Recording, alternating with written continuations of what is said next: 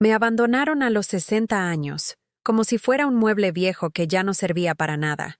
Pero cuando gané millones en la lotería, de repente todos recordaron mi nombre. Hoy, te voy a contar algo que nunca pensé que contaría. Y si tú, por un segundo, sientes que esto te parece familiar, solo te pido que dejes un like y te suscribas. Va a ayudarme a continuar desahogándome.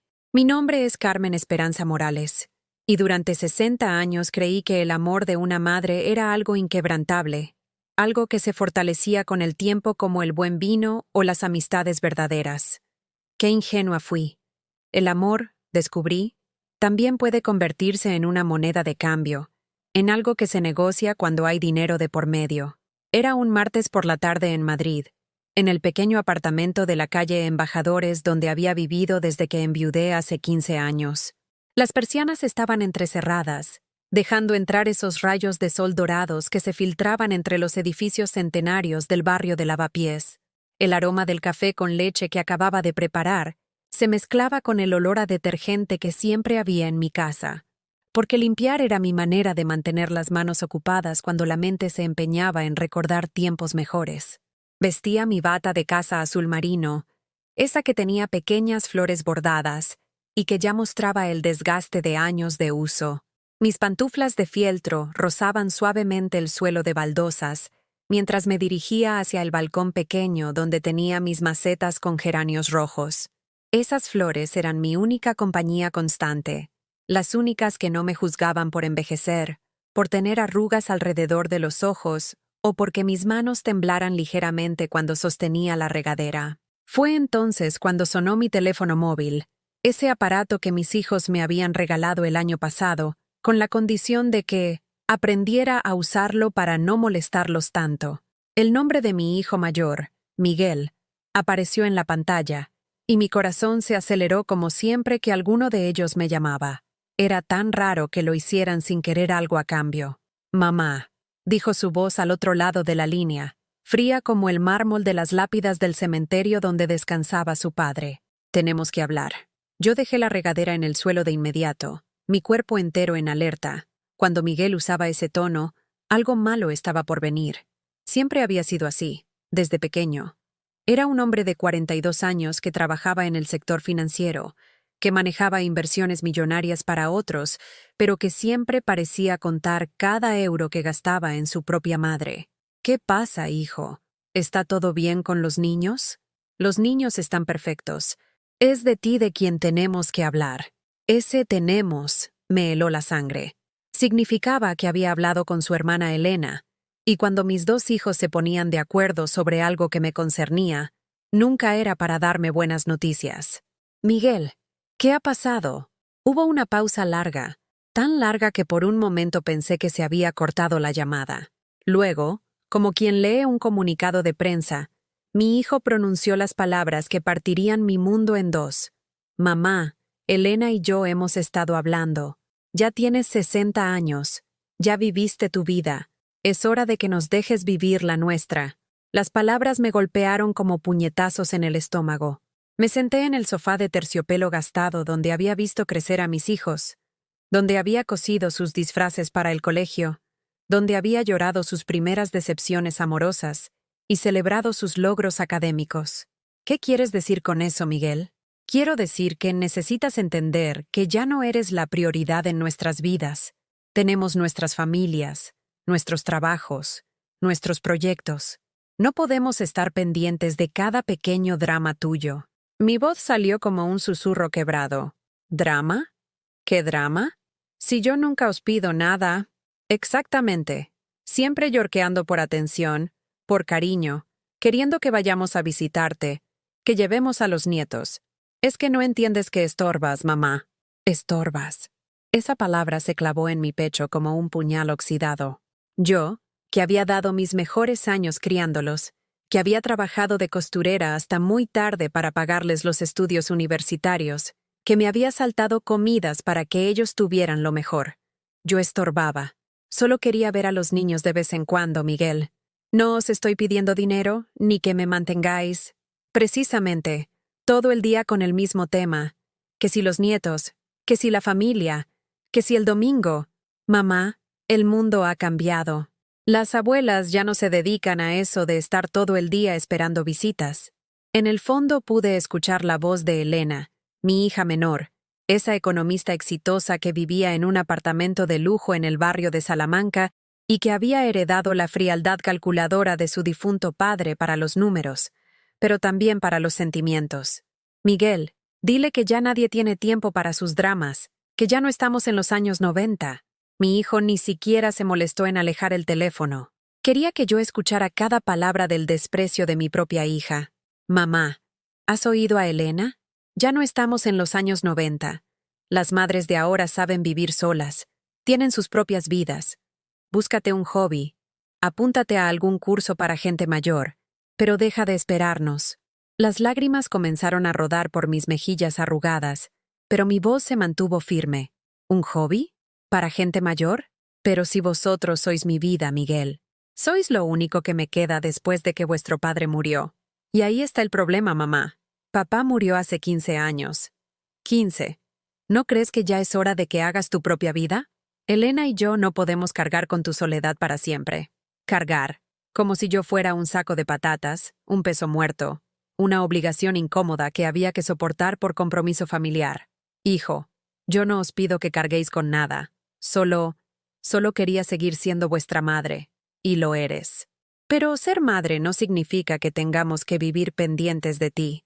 Ser madre significa saber cuándo dar un paso atrás. Un paso atrás. ¿Hacia dónde? Me preguntaba.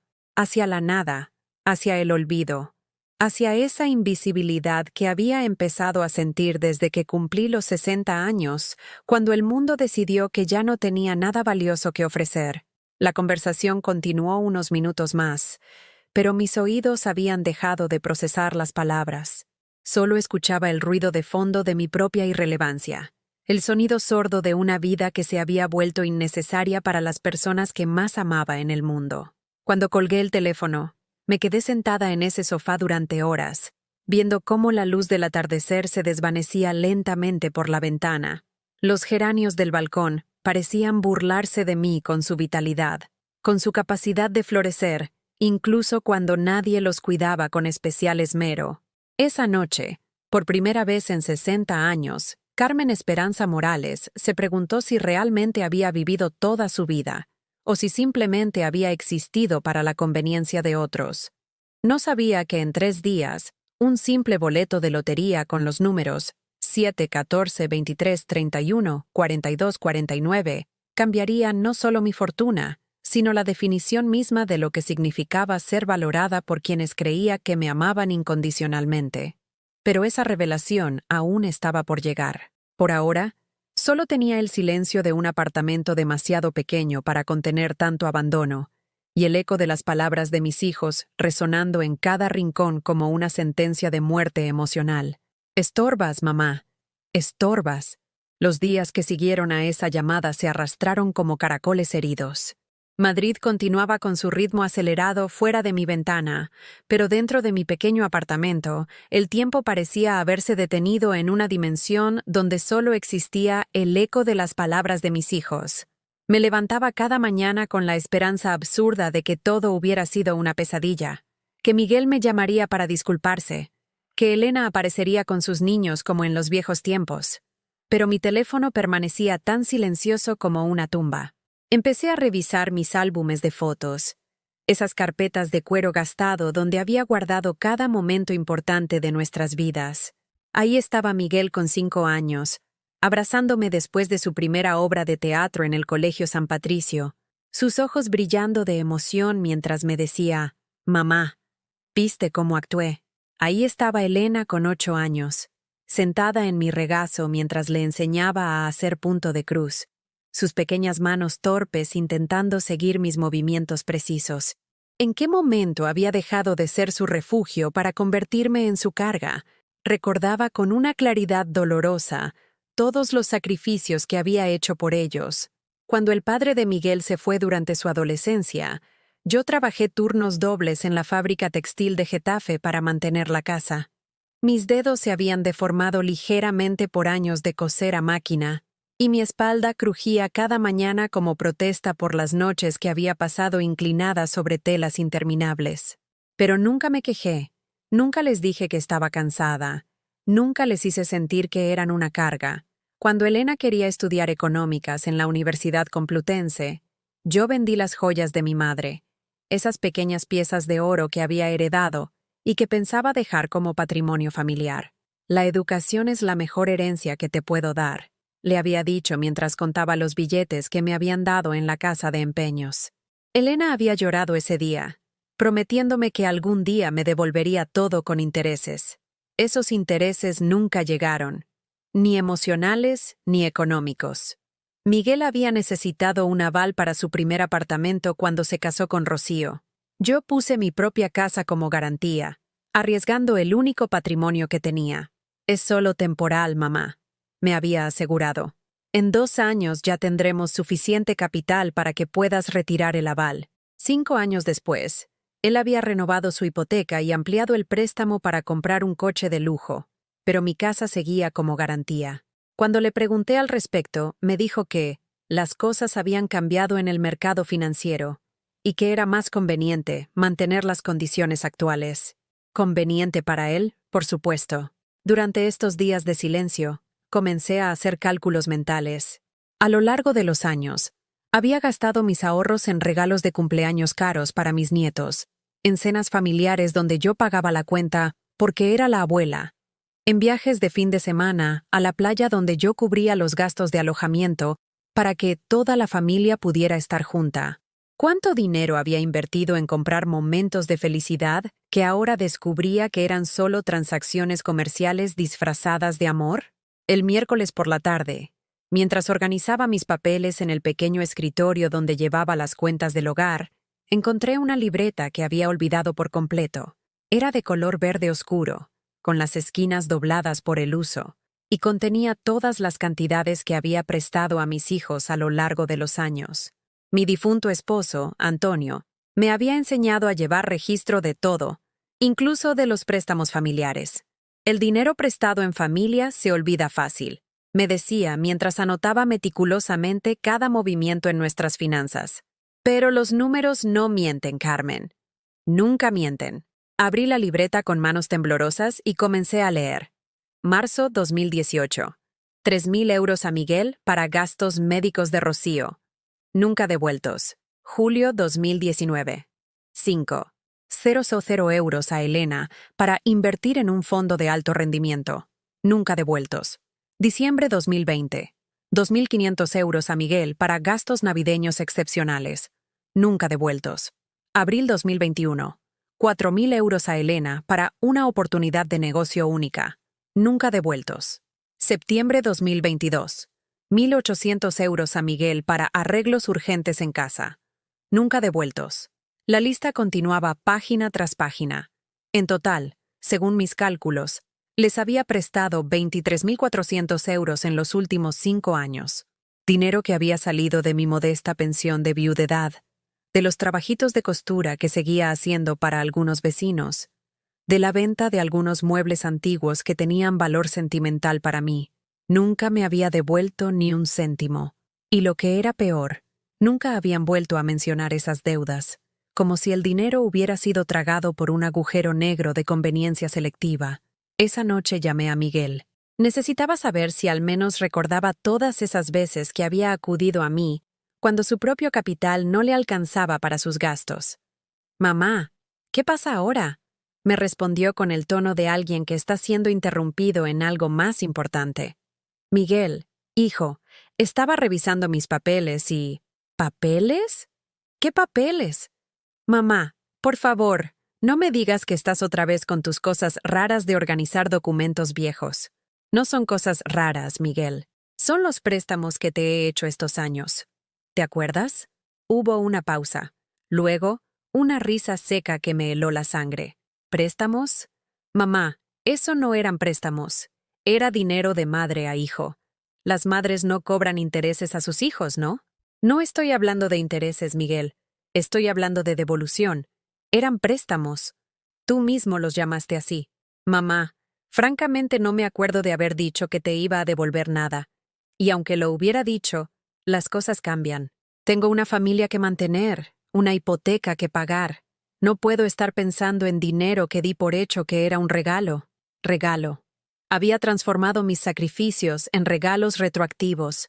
Había reescrito la historia para absolver su conciencia. Miguel, ese dinero era mis ahorros para emergencias. Yo vivo con 950 euros al mes de pensión. Y vives bien con eso, mamá. Tienes tu apartamento pagado, no tienes grandes gastos.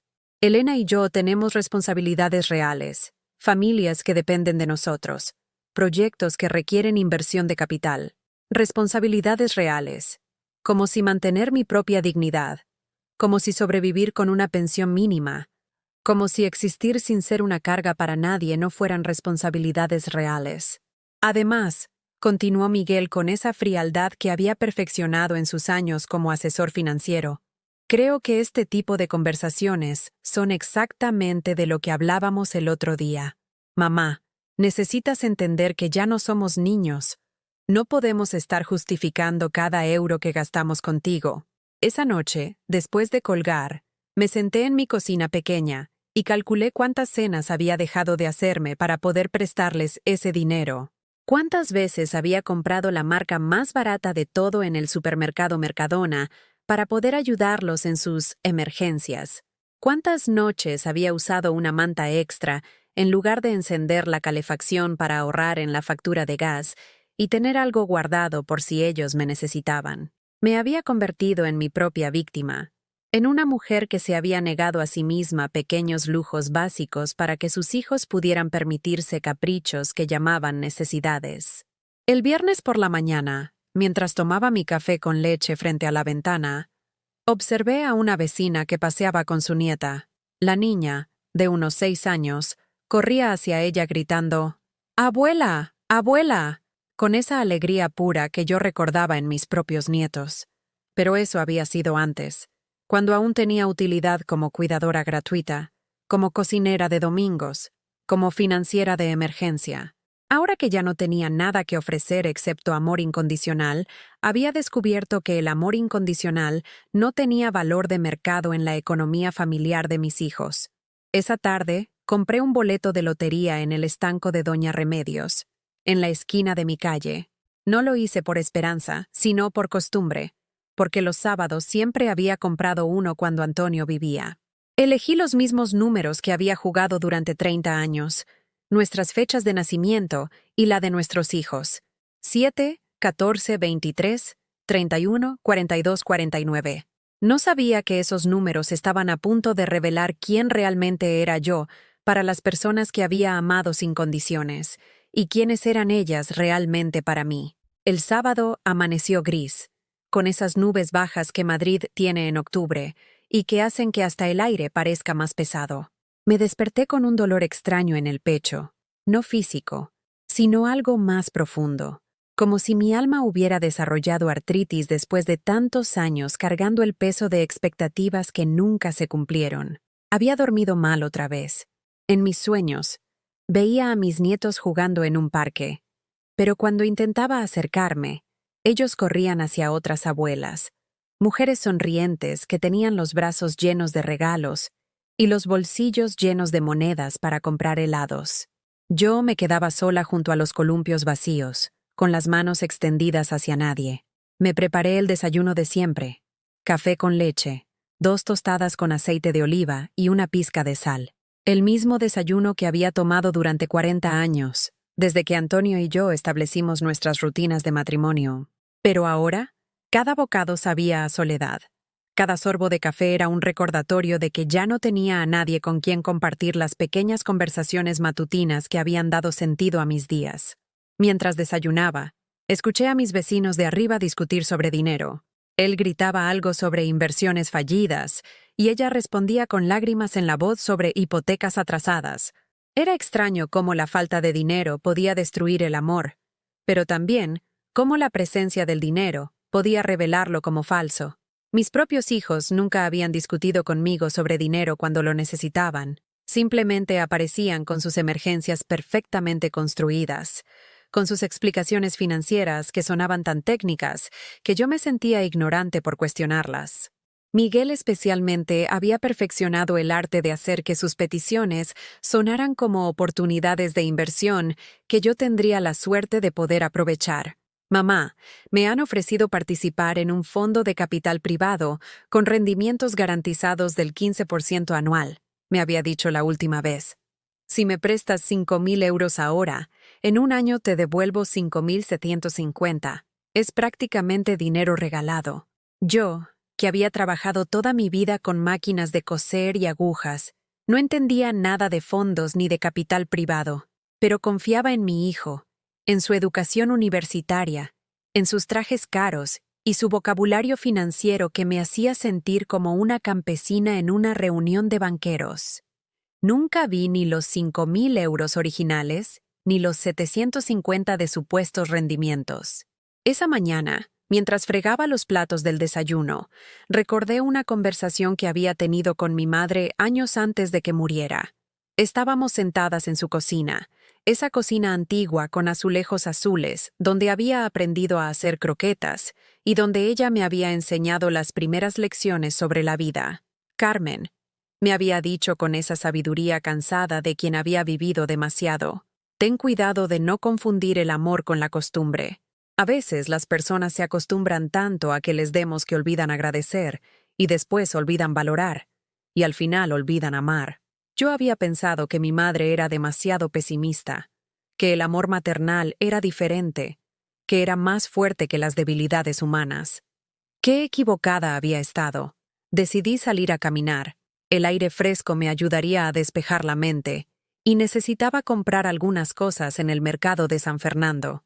Mientras caminaba por las calles empedradas del barrio, observé a las familias que paseaban juntas.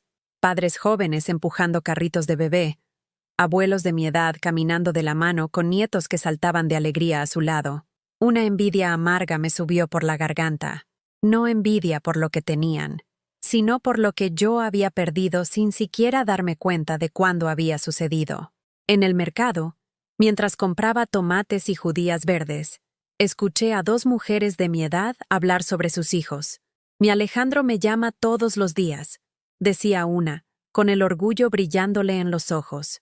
Ayer me dijo que había ahorrado suficiente dinero para llevarme de viaje a Santander este verano. La otra mujer sonrió con complicidad. ¡Qué suerte tienes! Mi Rosa también es así. El mes pasado me regaló una cadena de oro porque dijo que me merecía algo bonito.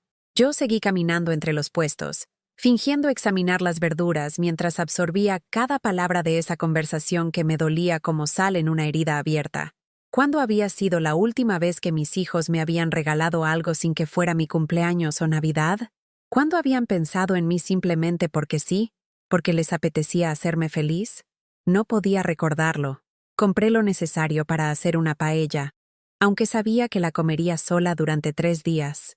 Cocinar seguía siendo mi manera de sentirme útil, aunque ya no tuviera a nadie para quien cocinar con amor. De vuelta a casa, pasé por delante del estanco de Doña Remedios. Era una mujer mayor que yo, quizás 75 años, que había enviudado recientemente, pero que siempre tenía una sonrisa para sus clientes. Su pequeño local olía a tabaco y a las revistas que vendía, un aroma que me recordaba a tiempos más simples. «Carmen, hija», me dijo cuando entré. «¿El de siempre?» Asentí y le di los 2 euros para el boleto de lotería. Mis dedos rozaron el papel mientras ella me lo entregaba, y por un momento sentí una extraña sensación, como si ese pedacito de papel fuera más importante de lo que parecía. «¿Has elegido los números especiales otra vez?», me preguntó Doña Remedios mientras marcaba los números en la máquina. «Sí, los mismos de siempre. Las fechas de nacimiento de la familia». Ella me miró con una expresión que no supe interpretar. «A veces los números tienen su propia suerte, Carmen. A veces las cosas cambian cuando menos lo esperamos».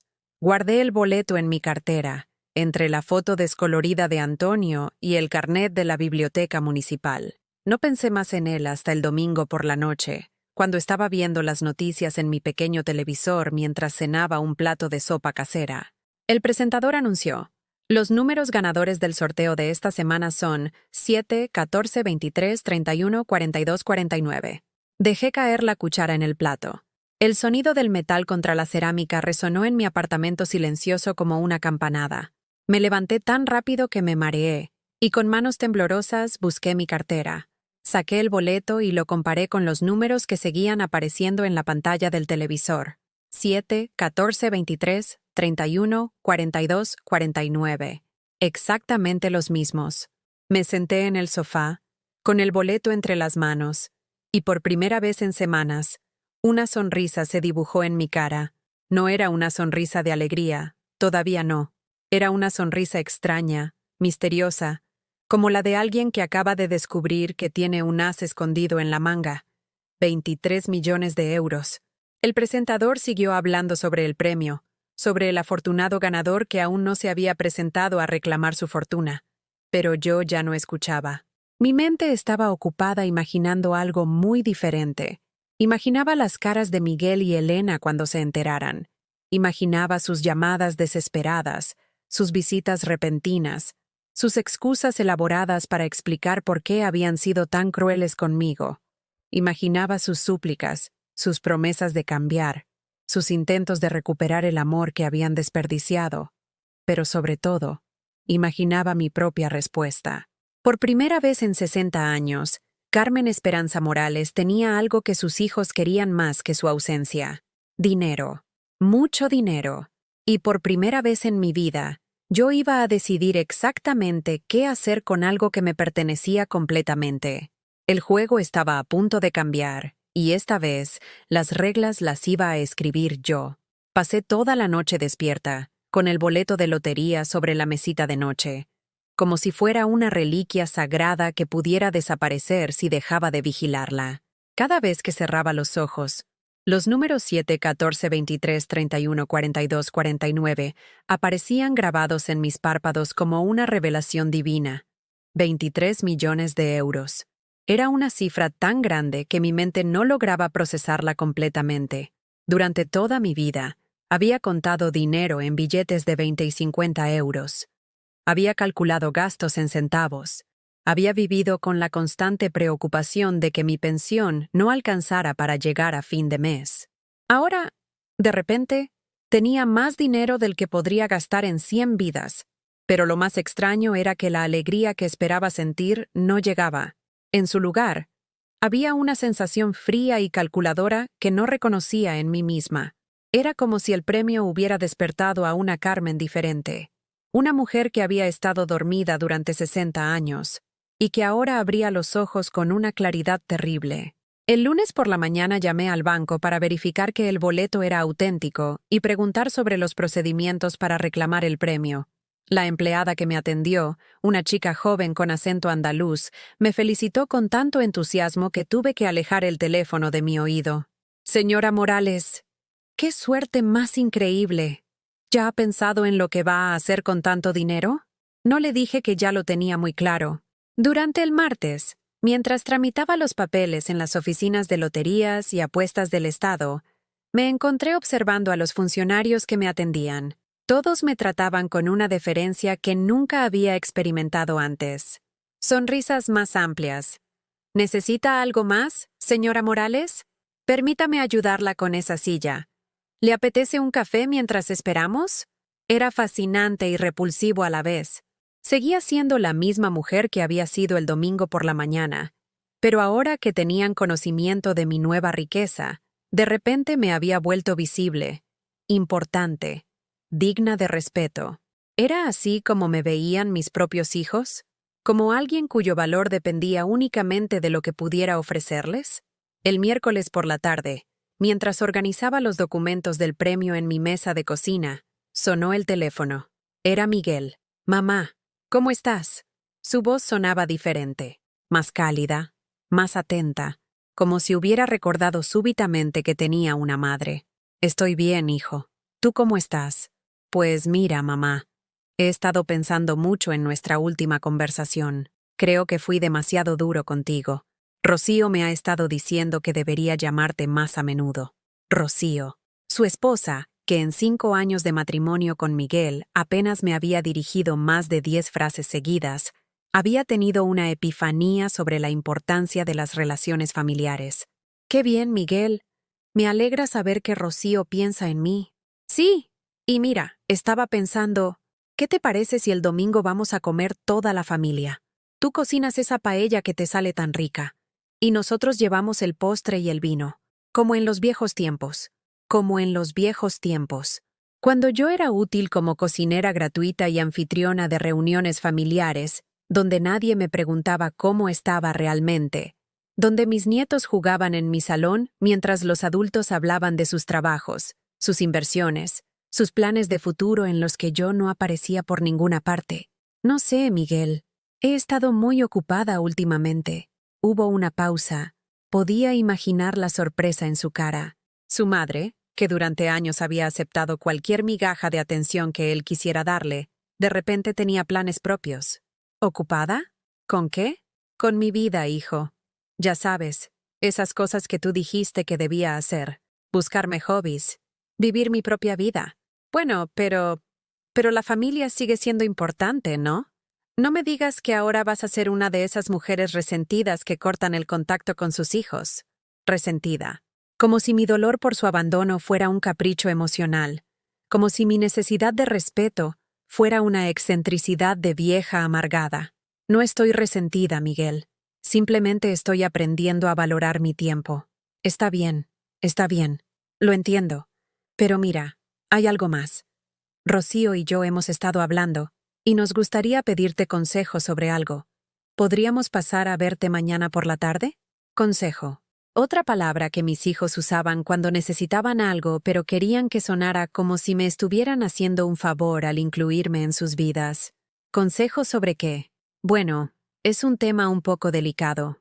Preferimos hablarlo en persona.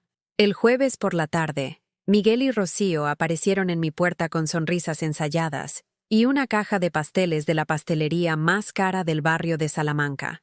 Pasteles que costaban más de lo que yo gastaba en comida en 3 días, pero que ahora me traían como si fuera una ofrenda para ablandar mi corazón. Rocío llevaba un vestido que reconocí de las revistas de moda que hojeaba a veces en la peluquería. Su bolso era de esas marcas que aparecían en los anuncios de televisión, y su reloj brillaba con el tipo de brillo que solo da el oro auténtico. «Carmen», me dijo Rocío con una sonrisa que no llegaba a sus ojos. «Qué gusto verte. ¿Estás muy bien? ¿Has perdido peso?» No había perdido peso. Si acaso, había perdido el apetito desde que mis hijos me habían desechado como un objeto inútil. Pero Rocío necesitaba empezar la conversación con cumplidos falsos, preparar el terreno para lo que realmente venían a pedir. Nos sentamos en mi pequeño salón, ellos en el sofá y yo en mi sillón de siempre, el que había sido de Antonio, y que conservaba la forma de su cuerpo como un abrazo permanente. «Mamá», comenzó Miguel, «lo que queremos consultarte es un tema de inversiones». Por supuesto, todo volvía siempre al dinero con ellos. Resulta que se nos ha presentado una oportunidad única. Un amigo de Rocío, que trabaja en un banco de inversión muy prestigioso, nos ha ofrecido participar en un fondo de capital de riesgo que está invirtiendo en criptomonedas, específicamente en Bitcoin, y otras monedas digitales que están experimentando un crecimiento exponencial. Las palabras salían de su boca como un discurso ensayado. Capital de riesgo, criptomonedas, crecimiento exponencial. El mismo vocabulario financiero que había usado otras veces para confundirme y hacerme sentir ignorante. El problema, continuó Rocío, tomando el relevo con la precisión de una presentación corporativa, es que requiere una inversión mínima de 50.000 euros. Nosotros tenemos 30.000 ahorrados, pero nos faltan 20.000 para completar la cantidad. 50.000 euros. La cantidad exacta que yo había gastado en ellos a lo largo de los años, contando préstamos nunca devueltos, regalos para los nietos, cenas pagadas y gastos que había asumido sin cuestionar. Es una oportunidad que no se va a repetir, añadió Miguel, inclinándose hacia adelante con esa intensidad que reservaba para las ocasiones importantes. Los rendimientos proyectados son del 300% en 2 años.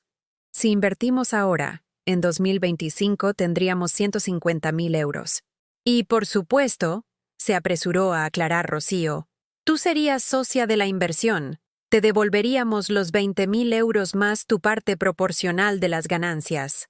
Socia, como si fuera una decisión empresarial entre iguales, como si mi dinero fuera respetado y valorado, como si ellos me consideraran capaz de entender los riesgos y beneficios de semejante inversión. Los miré a los dos, sentados en mi sofá, con sus ropas caras y sus sonrisas calculadas, y sentí una calma extraña apoderarse de mí. Era la calma de quien finalmente ve con claridad absoluta, de quien comprende que ha estado viviendo en una ilusión durante demasiado tiempo. Es muy interesante, les dije con una sonrisa que practiqué mentalmente antes de mostrarla. Muy interesante, indeed. Miguel se relajó visiblemente. ¿Verdad que sí? Sabíamos que tú lo entenderías. Siempre has sido muy inteligente para estas cosas. Inteligente para estas cosas. Después de llamarme ignorante sutilmente durante años, ahora descubría que era inteligente para las finanzas. Déjame pensarlo unos días, les dije. Es mucho dinero. Por supuesto, mamá. Tómate tu tiempo. Pero no demasiado, porque la oportunidad tiene fecha límite. Claro que tenía fecha límite. Las estafas emocionales siempre tienen prisa. Después de que se fueran, me quedé sentada en mi sillón, viendo cómo el sol se ponía a través de mi ventana. Mis hijos acababan de confirmar exactamente lo que ya sabía. Para ellos, yo no era una madre. Era una fuente de financiación de emergencia, un banco familiar que nunca cobraba intereses y que tenía la política de préstamos más flexible del mundo. Pero ahora las cosas habían cambiado. Ahora yo tenía 23 millones de euros. Y ellos no lo sabían. El juego había comenzado. Y por primera vez en mi vida, yo tenía todas las cartas ganadoras. Durante los siguientes días, observé cómo mis hijos desplegaban su estrategia con la precisión de una campaña militar. Elena apareció el viernes por la tarde, sin avisar, con una botella de vino Ribera del Duero que costaba más de lo que yo gastaba en una semana de compras. Mamá, estaba pasando por aquí y pensé en ti, me dijo con esa sonrisa que había perfeccionado en sus reuniones de trabajo, esa que usaba para convencer a clientes de que invirtieran su patrimonio en productos financieros que ella les vendía. Pasando por aquí. Mi apartamento estaba en una calle sin salida del viejo lavapiés. Nadie pasaba por aquí. Camino a ninguna parte. Especialmente alguien que vivía en un ático de lujo en el barrio de Salamanca y trabajaba en la zona financiera de Asca. ¡Qué casualidad, Elena! ¿Cómo está todo en el banco? Muy bien, muy bien. De hecho, ha sido un año excelente. Los mercados han respondido mejor de lo esperado y nuestros clientes están viendo rendimientos muy satisfactorios en sus carteras de inversión. Elena trabajaba como asesora de inversiones en un banco privado, ayudando a gente rica a hacerse más rica. Siempre hablaba de sus clientes, con una reverencia que nunca había mostrado hacia su propia madre. Para ella, yo era simplemente Carmen, la viuda que vivía con una pensión modesta. Pero sus clientes eran inversores sofisticados, cuyas decisiones financieras merecían respeto y atención. Miguel me contó que te propuso una oportunidad de inversión muy interesante, continuó, sirviendo el vino en mis copas de cristal, las buenas que solo usaba para ocasiones especiales y que hacía años que no veían vino tan caro. ¿Sí? Me habló de criptomonedas y cosas así. Exacto. Mira, mamá. Sé que a tu generación le cuesta entender estos nuevos instrumentos financieros, pero créeme cuando te digo que el futuro del dinero está en las monedas digitales. Mis clientes más exitosos, los que realmente saben multiplicar su capital, están diversificando sus carteras con Bitcoin, Ethereum y otras criptomonedas de alto potencial. A mi generación. Como si tener 60 años me hubiera vuelto automáticamente incapaz de entender conceptos que ella dominaba, porque había estudiado una carrera universitaria que yo le había pagado vendiendo las joyas de mi madre. Es fascinante, le dije, tomando un sorbo del vino. Estaba delicioso, por supuesto. Todo lo que mis hijos compraban era de primera calidad, especialmente cuando querían algo de mí. Lo que Miguel no te explicó bien, continuó Elena, inclinándose hacia adelante con esa intensidad que reservaba para cerrar negocios importantes. Es que esta no es una inversión cualquiera. El fondo de capital de riesgo que nos ha ofrecido participación está dirigido por antiguos ejecutivos de Goldman Sachs y JP Morgan, gente que maneja patrimonios de multimillonarios. Goldman Sachs, JP Morgan, nombres que sonaban importantes. Instituciones que inspiraban respeto. Elena sabía exactamente qué palabras usar para impresionar a alguien que no entendía el mundo financiero de alto nivel. ¿Y tú has investigado a estas personas? Le pregunté con curiosidad genuina. Por supuesto, mamá. He verificado todos sus antecedentes. He revisado los documentos legales del fondo. He analizado las proyecciones de rendimiento. Todo está en orden. Es una oportunidad que normalmente solo está disponible para clientes con patrimonios superiores al €1.000.000, pero nos la están ofreciendo por el contacto de Rocío. €1.000.000. La cifra flotó en el aire entre nosotras como una barrera invisible. Elena estaba diciéndome, sin decirlo directamente, que yo no pertenecía al mundo de las personas que normalmente tenían acceso a estas oportunidades, que era un favor, una excepción, una puerta entreabierta al mundo exclusivo de los verdaderamente ricos. Suena muy tentador, le dije, pero 20.000 euros son muchos ahorros para mí. Mamá, míralo de esta manera. Si no haces nada con tus ahorros, en 2 años seguirás teniendo la misma cantidad, pero habrá perdido valor debido a la inflación. En cambio, si inviertes con nosotros, en 2 años podrías tener 60.000 euros. Es dinero que podrías usar para viajar, para darte pequeños lujos, para tener la jubilación que te mereces. La jubilación que me merecía. Como si mi jubilación actual, viviendo modestamente con mi pensión y los pequeños trabajos de costura que aún hacía, fuera inadecuada, triste, algo que necesitaba ser mejorado. Además, añadió con una sonrisa que pretendía ser cariñosa pero que no alcanzaba sus ojos, Miguel y yo hemos estado hablando mucho sobre ti últimamente. Nos dimos cuenta de que hemos sido demasiado absorbidos por nuestras propias vidas, demasiado enfocados en el trabajo y la familia. Queremos que sepas que esto va a cambiar. Esto va a cambiar. Qué conveniente que hubieran tenido esta revelación exactamente cuando necesitaban 20.000 euros de mi cuenta bancaria. Queremos incluirte más en nuestras vidas, continuó Elena. Los niños siempre preguntan por ti, ¿sabes? Laura me dijo el otro día, mamá, ¿por qué no vemos más a la abuela?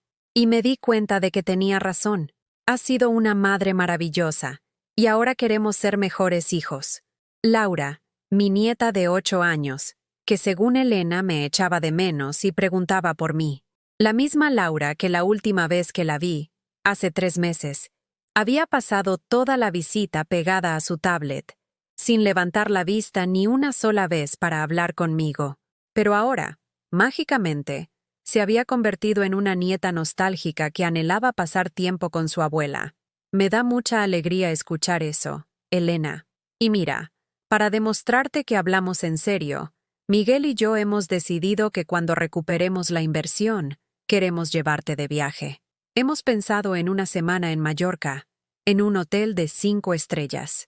Todo pagado, por supuesto. Es lo menos que podemos hacer después de todos los años que has trabajado tanto por nosotros. Un viaje a Mallorca.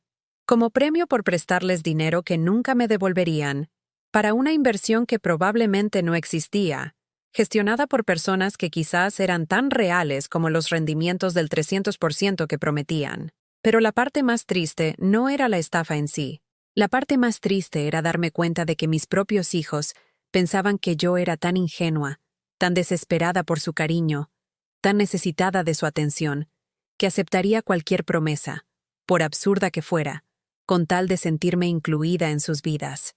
Es una propuesta muy generosa, les dije finalmente. Elena sonrió con alivio. ¿Entonces vas a participar? Déjame pensarlo durante el fin de semana. Es una decisión importante. Por supuesto, mamá. Pero recuerda que el lunes es el último día para confirmar la participación. Después de eso, el fondo se cierra y tendremos que esperar al próximo trimestre. El lunes. Siempre había prisa cuando se trataba de separar a la gente de su dinero. Las oportunidades reales podían esperar. Podían ser analizadas, consultadas. Las estafas necesitaban urgencia, presión, la sensación de que si no actuabas inmediatamente, perderías algo valioso para siempre. Después de que Elena se fuera, me senté en mi cocina con una taza de manzanilla y reflexioné sobre la conversación. Mis hijos habían perfeccionado su técnica a lo largo de los años. Sabían exactamente qué botones emocionales presionar: mi soledad, mi deseo de ser incluida, mi inseguridad sobre temas financieros, mi amor incondicional hacia ellos. Pero había algo que no sabían, algo que cambiaría completamente el equilibrio de poder en esta negociación. Yo tenía 23 millones de euros esperándome en una cuenta bancaria, y ellos seguían tratándome como si fuera una viuda desesperada que se sentiría honrada de prestarles sus últimos ahorros. El sábado por la mañana, mientras tomaba café en mi balcón y observaba el despertar del barrio, tomé una decisión. No era una decisión sobre el dinero. Eso ya lo tenía claro desde el principio.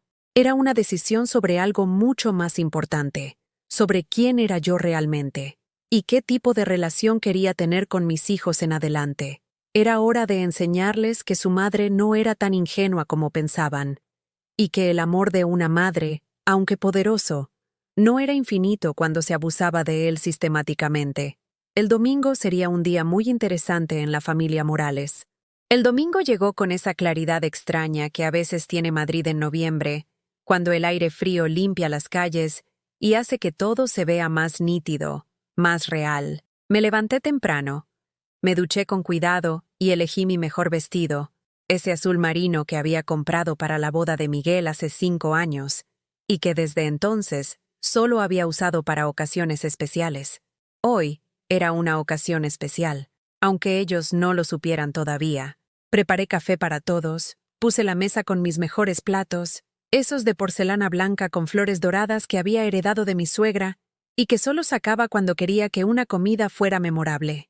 Porque esta comida iba a ser memorable, de eso estaba segura. A las 12 en punto sonó el timbre. Miguel llegó primero, con Rocío y los niños. Pablo, de 10 años, entró corriendo hacia mi televisor sin siquiera saludarme, mientras que Sofía, de 7, se escondió detrás de las piernas de su madre como si yo fuera una extraña. «Mamá, qué bien huele aquí», dijo Miguel, dándome un beso en la mejilla que duró exactamente el tiempo socialmente aceptable. «¿Has hecho paella?» «Por supuesto. Sabía que era tu favorita». Rocío me entregó una botella de vino tinto que reconocí de los anuncios de televisión. Era de esas marcas que aparecían en las revistas de lujo, con precios que yo asociaba más con el alquiler mensual de un apartamento que con una botella de vino. «Carmen, espero que te guste. Es un Vega Sicilia, una cosecha especial».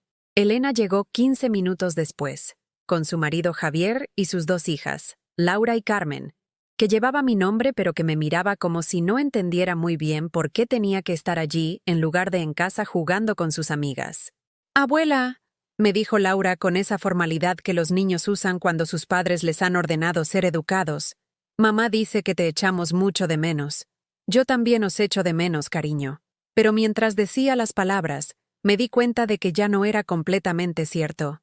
Durante estas semanas de silencio, había empezado a acostumbrarme a la tranquilidad de mi apartamento, al placer de tomar decisiones sin tener que consultar a nadie, a la libertad de no sentirme constantemente evaluada y juzgada por personas que habían decidido que mi valor dependía únicamente de lo que pudiera darles. Nos sentamos a la mesa, y por un momento todo pareció normal. Los niños jugaban con sus teléfonos entre bocado y bocado. Los adultos hablaban de trabajo, del tiempo, de planes para las vacaciones de Navidad. Era una escena familiar perfecta. El tipo de domingo que yo había soñado durante todas esas semanas de soledad. Pero debajo de la conversación casual, podía sentir la tensión.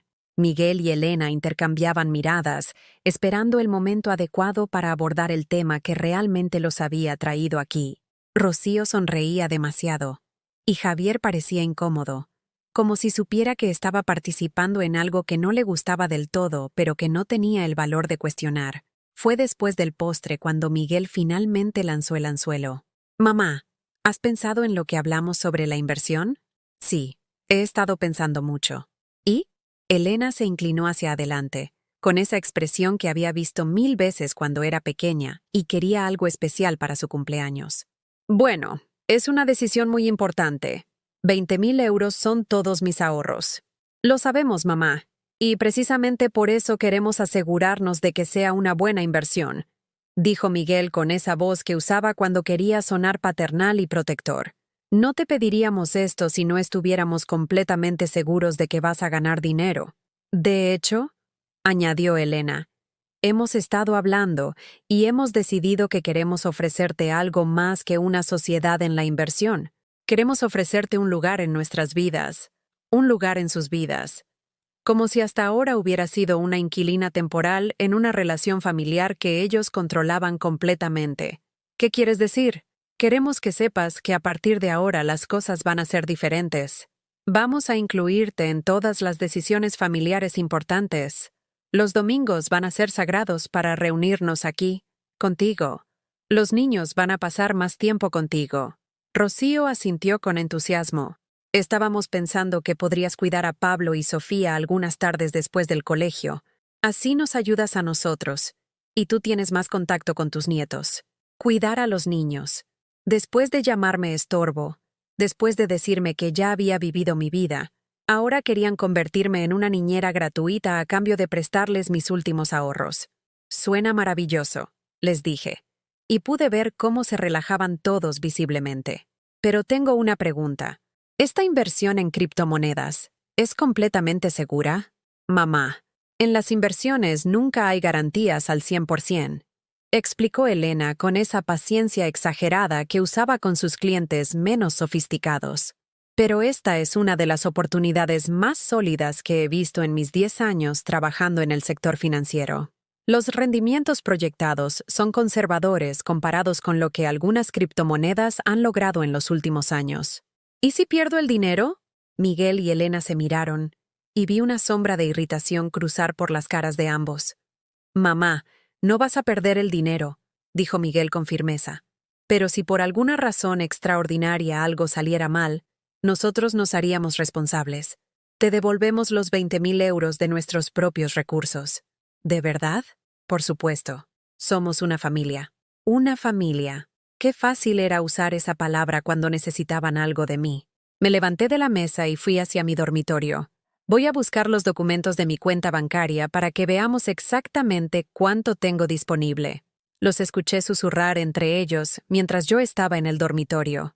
Fragmentos de conversación que llegaban hasta mí como confesiones involuntarias. Está más receptiva de lo que pensaba. Solo tenemos hasta mañana. Después de esto va a ser más fácil.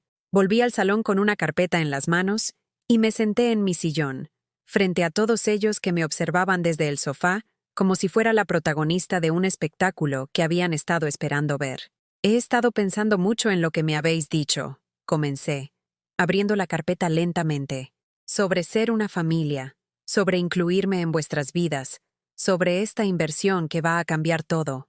Mamá, sabíamos que lo entenderías, dijo Elena con una sonrisa de triunfo.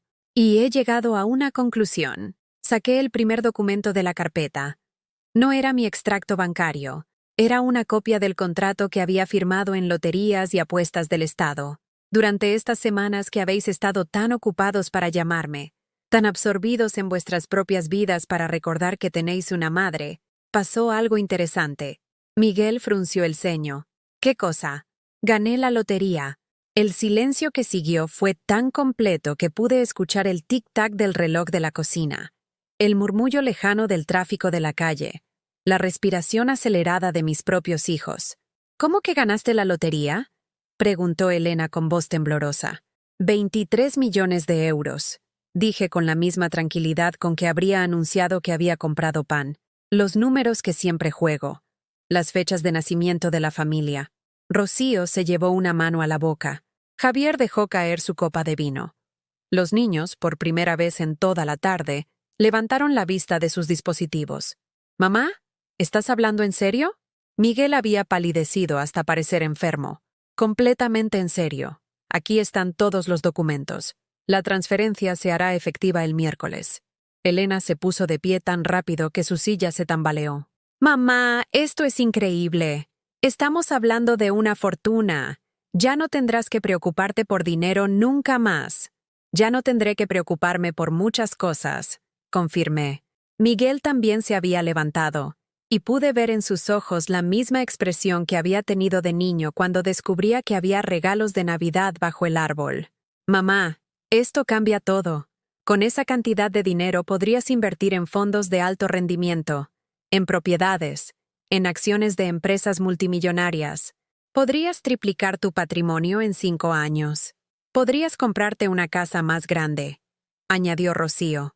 Una casa donde todos pudiéramos visitarte más cómodamente, donde los niños tuvieran espacio para jugar. Podrías pagar las mejores universidades privadas para tus nietos, sugirió Elena. Darles las oportunidades que nosotros no pudimos darte a ellos. Y ahí estaba. En menos de 5 minutos, habían transformado mi premio en una lista de responsabilidades hacia ellos. No era mi dinero para disfrutar, para viajar, para darme los pequeños lujos que nunca había podido permitirme. Era un recurso familiar que debía ser administrado inteligentemente para beneficio de todos. Todos excepto yo. Es fascinante, les dije, guardando los documentos en la carpeta. Es fascinante ver cómo vuestro amor hacia mí aparece y desaparece en exacta proporción a lo que creéis que puedo daros. El silencio volvió a caer sobre el salón como una manta pesada. «Mamá, ¿qué quieres decir?», preguntó Miguel con cautela. «Quiero decir que ahora voy a enseñaros exactamente lo que significa valorar a alguien por algo más que su dinero». Y por primera vez en 60 años, Carmen Esperanza Morales iba a demostrar que el poder real no viene de cuánto tienes, sino de cuánto estás dispuesta a mantener para ti misma. La transformación en sus caras fue inmediata y brutal. Miguel, que segundos antes había estado calculando mentalmente cómo convencerme de prestarle 20.000 euros, ahora me miraba como si acabara de descubrir que su madre era la dueña de un imperio multinacional. Elena había adoptado esa expresión profesional que usaba con sus clientes más importantes. Esa mezcla de respeto y codicia que había perfeccionado durante años manejando patrimonios ajenos. «Mamá», dijo Miguel, acercándose a mi sillón con esa reverencia que normalmente reservaba para sus jefes en el banco. Esto es extraordinario. ¿Te das cuenta de lo que esto significa?» «¿Qué significa, Miguel?» «Significa que ya no tienes que vivir aquí, en este apartamento pequeño. Podrías comprarte una casa en Las Rozas o en Pozuelo, con jardín, con piscina. Los nietos podrían venir a pasar los veranos contigo». «¿Los mismos nietos que hace 5 minutos apenas me saludaron?» Elena intervino rápidamente, como si fuera una mediadora profesional tratando de salvar una negociación complicada. «Mamá, los niños son pequeños, no saben expresar sus sentimientos, pero te adoran, créeme». «¿Me adoran?» «Laura, cariño», me dirigí a mi nieta de 8 años, que había estado pegada a su tablet durante toda la comida. «¿Tú me adoras?» Laura levantó la vista por primera vez en la tarde, confundida por la pregunta directa. Sí, abuela». «¿Y qué es lo que más te gusta de mí?» La niña miró a su madre buscando ayuda, pero Elena estaba demasiado nerviosa para darle pistas. «Pues, que haces buena comida, que hacía buena comida. Esa era mi cualidad más adorable según mi propia nieta. No mi amor, no mi sabiduría, no los cuentos que les contaba o los regalos que les daba. Mi valor como abuela se reducía a mi capacidad culinaria». «Muy interesante», dije, sonriendo a Laura con una ternura que me sorprendió a mí misma. No era culpa de la niña haber sido educada para verme como una proveedora de servicios domésticos.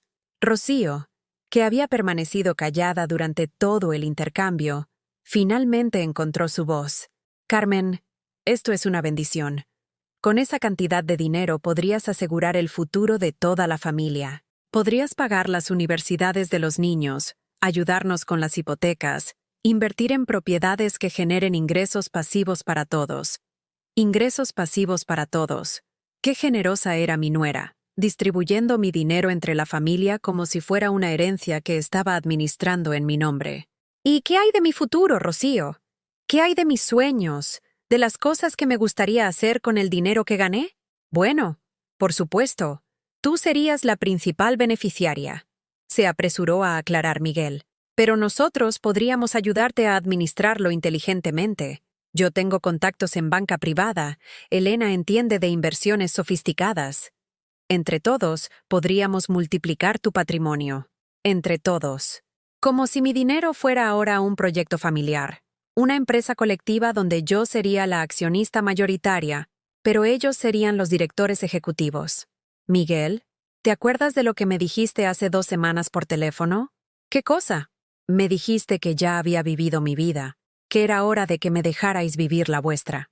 Miguel se puso visiblemente incómodo. Mamá, yo estaba estresado ese día. No quise decir, me dijiste que estorbaba. Fue un malentendido. ¿Y qué ha cambiado desde entonces, Miguel? ¿Qué ha cambiado exactamente? Elena se levantó y se acercó a mí, adoptando esa postura que había visto 1000 veces cuando quería algo importante. Mamá, hemos reflexionado mucho sobre esa conversación. Nos dimos cuenta de que habíamos cometido un error terrible. ¿Y cuándo os disteis cuenta? ¿Antes o después de saber que había ganado la lotería? El silencio que siguió fue tan denso que pude sentirlo físicamente, como una presión en el pecho que dificultaba la respiración. Mamá, dijo Miguel finalmente, entiendo que estés dolida. Entiendo que sientes que no te hemos tratado bien. Y tienes razón. Pero esto es una oportunidad para que todos empecemos de nuevo. ¿Empezar de nuevo? Sí. Una nueva etapa donde todos seamos más conscientes de lo importante que eres para nosotros. Donde tu bienestar sea nuestra prioridad. Mi bienestar. Qué curioso cómo mi bienestar había subido en su lista de prioridades en exacta proporción a los ceros en mi cuenta bancaria. Me levanté del sillón y caminé hacia la ventana de mi pequeño salón. Desde allí podía ver la calle donde había vivido durante 15 años, el barrio que conocía como la palma de mi mano, la vida sencilla que había construido después de quedarme viuda. ¿Sabéis qué es lo más triste de todo esto? Les dije sin darme la vuelta.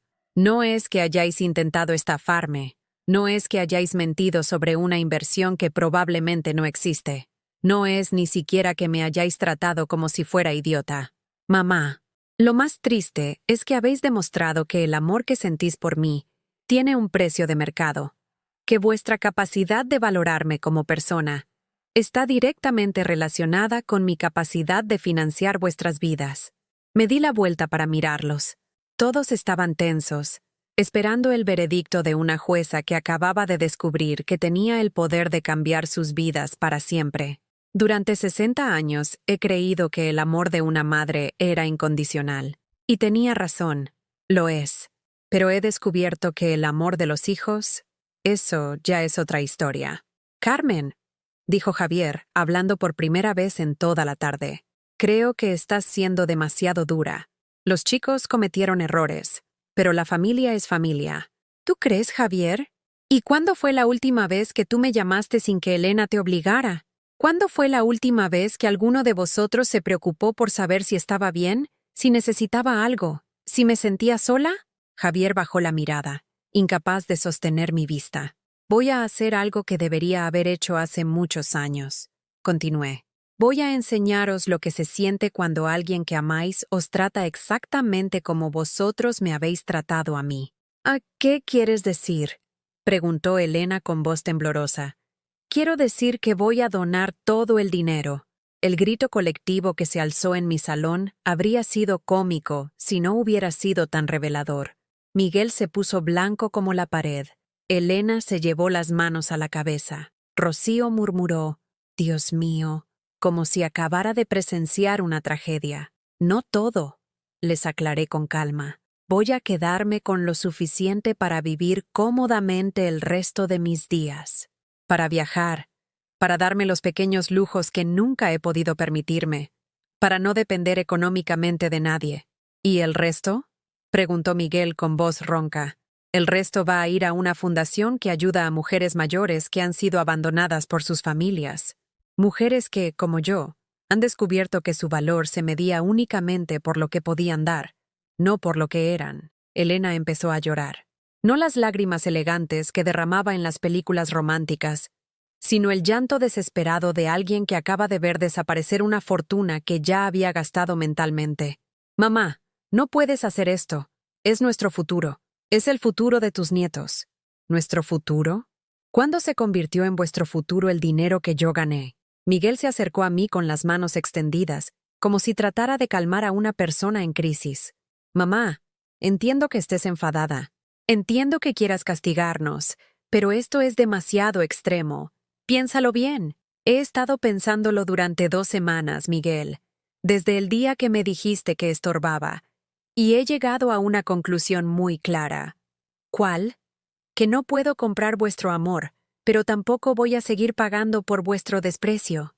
Los niños habían dejado completamente sus dispositivos y nos observaban con esa fascinación morbosa que los niños sienten ante los dramas de los adultos. Sus padres, por primera vez en años, habían perdido completamente el control de la situación. Los papeles de la donación ya están firmados. Mentí con una tranquilidad que me sorprendió. La transferencia se hace efectiva el viernes. ¡No!, gritó Elena, poniéndose de pie tan violentamente que derribó su silla. «No puedes hacer esto. Somos tu familia». «Ahora sí somos familia», les dije, sonriendo por primera vez desde que había empezado la conversación. Cuando no hay dinero de por medio. Maui, y por primera vez en mi vida, sentí lo que era tener el control absoluto de mi propia existencia. Los días que siguieron a esa revelación fueron los más extraños de mi vida. Por primera vez en 60 años, mi teléfono no sonaba con urgencias familiares, con pedidos disfrazados de preocupación, con invitaciones que venían acompañadas de expectativas no expresadas. El silencio era absoluto, y descubrí que me gustaba. No había donado realmente todo el dinero, por supuesto. Esa había sido mi primera mentira estratégica, y me sorprendió lo natural que me había resultado.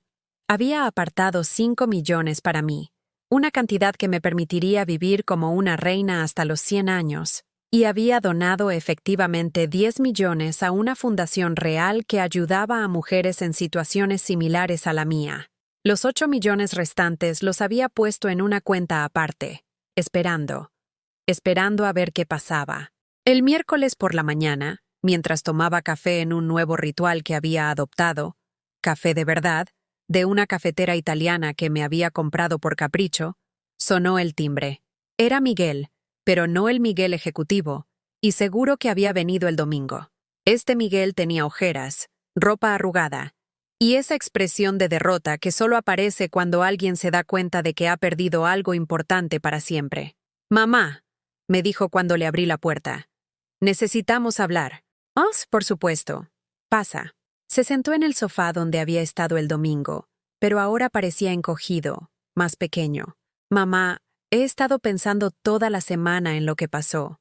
Y creo que tienes razón».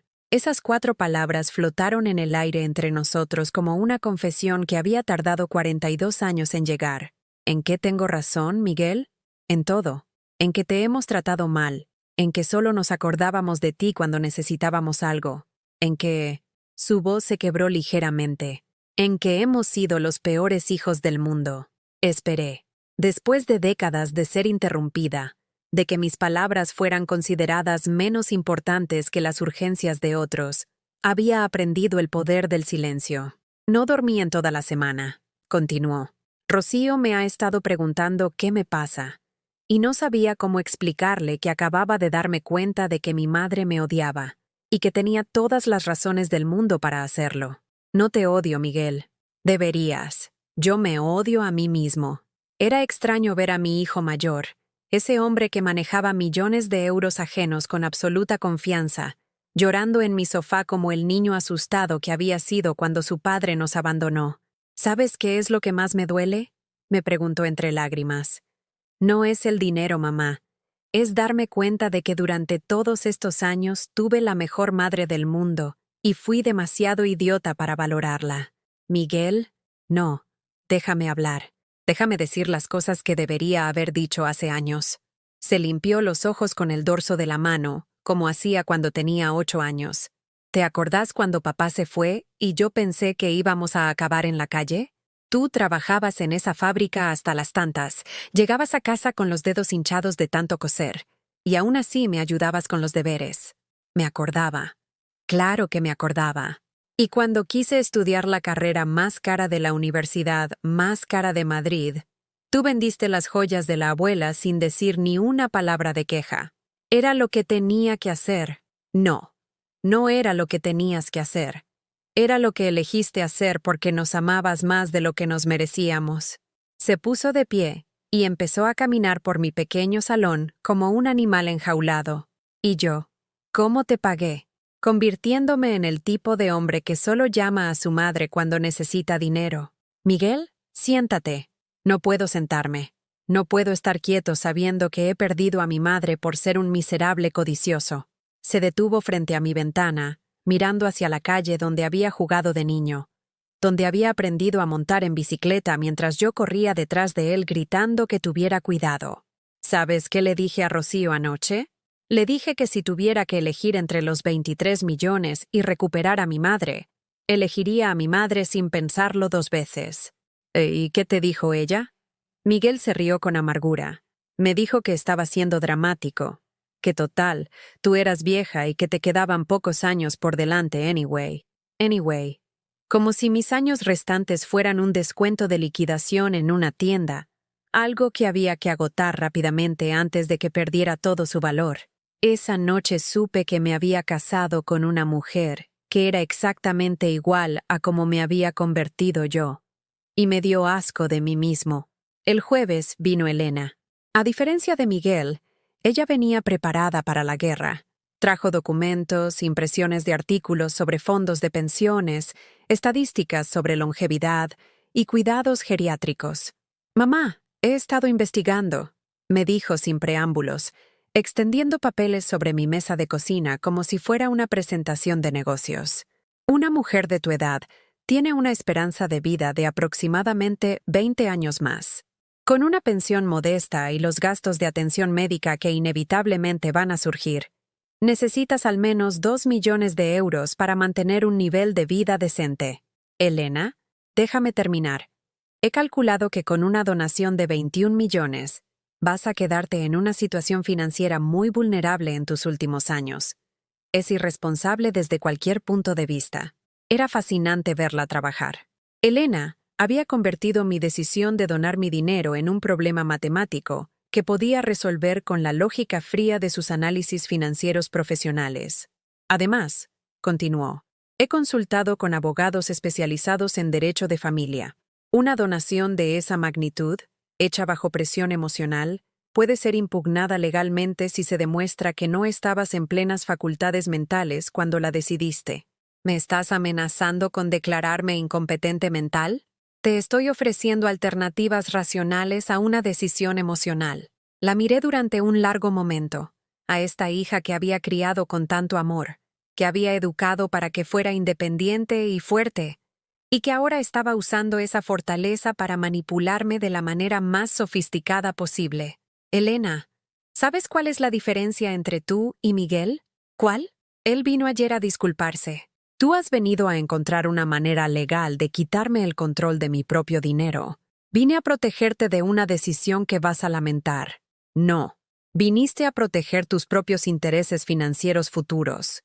Elena guardó los papeles con movimientos bruscos, derrotada por la claridad de mi observación. Mamá, ¿realmente vas a castigarnos para siempre por unos errores? No os estoy castigando, Elena. Os estoy enseñando. Enseñándonos que el amor no se compra, que el respeto no se negocia, y que una madre, por mucho que ame a sus hijos, también merece ser amada por quien es, no por lo que puede dar. 6 meses después, mi vida había cambiado completamente. Vivía en el mismo apartamento, pero ahora tenía una asistenta que venía 2 veces por semana, no porque la necesitara, sino porque podía permitírmela, y porque me gustaba llegar a casa y encontrar todo impecable sin haber tenido que hacerlo yo misma. Había empezado a viajar. Pequeños viajes al principio, un fin de semana en Barcelona, una semana en Portugal, luego más aventurados. Un mes en Argentina visitando a una prima lejana que no veía desde hacía 30 años. 2 semanas en Marruecos con un grupo de mujeres de mi edad, que habían decidido que los 60 años eran el momento perfecto para descubrir el mundo. Miguel me llamaba todas las semanas. Al principio eran conversaciones incómodas, llenas de disculpas y tentativas de recuperar una relación que habíamos dañado durante años. Pero lentamente, habíamos empezado a conocernos como adultos, como individuos separados de las transacciones financieras que habían definido nuestras interacciones durante demasiado tiempo. Elena tardó más en aceptar las nuevas reglas del juego. Durante meses intentó diferentes estrategias para convencerme de que reconsiderara la donación. Cuando se dio cuenta de que no iba a cambiar de opinión, pasó por una fase de rabia, luego de silencio y finalmente de una aceptación resignada que gradualmente se transformó en algo parecido al respeto. Un domingo de primavera, mientras regaba mis geranios en el balcón, sonó el timbre. Era Laura, mi nieta, sola. Abuela, me dijo cuando le abrí la puerta. ¿Puedo pasar? Mamá no sabe que estoy aquí. Por supuesto, cariño. Se sentó en mi sofá con esa seriedad que a veces tienen los niños cuando están procesando algo que no entienden completamente. Abuela, ¿es verdad que donaste todo tu dinero porque nosotros fuimos malos contigo? La pregunta me partió el corazón y me lo reparó al mismo tiempo. No todo, Laura. Y no porque fuerais malos. Porque quería enseñarles a tus padres algo importante. ¿Qué cosa? Que las personas valen por quienes son, no por lo que tienen. Laura me miró con esos ojos grandes e inteligentes que había heredado de su madre. ¿Y yo valgo, abuela? Aunque no tenga dinero, tú vales más que todo el oro del mundo, mi amor, y espero que nunca olvides eso. La abracé, y por primera vez desde hacía años, sentí que estaba abrazando a una nieta de verdad, no a una pequeña extraña que había sido programada para ser educada conmigo, pero que nunca había tenido la oportunidad de conocerme realmente. Esa noche, mientras cenaba una tortilla francesa que me había preparado sin prisa, reflexioné sobre todo lo que había pasado. Había perdido una fortuna, pero había ganado algo mucho más valioso, mi propia dignidad. Había aprendido que a veces, para enseñar amor, primero hay que enseñar sus límites. Y había descubierto que la libertad más grande de todas es saber que puedes vivir sin las personas que no te valoran, incluso cuando esas personas son tu propia familia. Mi teléfono sonó. Era Miguel. Mamá, ¿qué estás haciendo? Cenando tranquila en mi casa. ¿Y tú? Pensando en ti. ¿Necesitas algo? Sí, me dijo. Y por primera vez en años, su voz sonaba completamente sincera. Necesito saber si mañana puedo pasar a verte. Solo para pasar tiempo contigo. Sin agendas ocultas. Sonreí, mirando por la ventana las luces de Madrid que parpadeaban como estrellas terrestres. Por supuesto, hijo. Siempre eres bienvenido. Y esa vez, cuando colgué el teléfono, supe que era verdad. ¿Has vivido alguna vez algo parecido? ¿Conoces a alguien que haya sido valorado solo por lo que podía dar y no por quién era? Cuéntamelo en los comentarios. Si esta historia te llegó al corazón, dale like y suscríbete al canal. Tal vez estas palabras lleguen a alguien que necesita escuchar que nunca es demasiado tarde para recuperar tu propia dignidad, sin importar la edad que tengas.